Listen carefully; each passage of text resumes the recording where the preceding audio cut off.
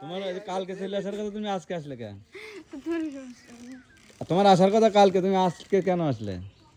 তুমি না বলে আসো ছেলেরা যে প্রাইভেটের আগে চলে আসবা, তোমার না প্রাইভেট পড়তে যাওয়ার আগে চলে আসার কথা ছিল, আসলে না কেন বাবা বলো? আসলে না কেন? প্রাইভেট না মার গেল আজকে,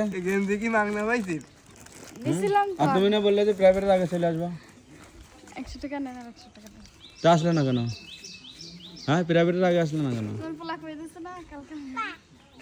তা আমি তোমার জিজ্ঞেস করলাম না মা, হয়েছে বেড়ানো? হয়েছে? হয়েছে?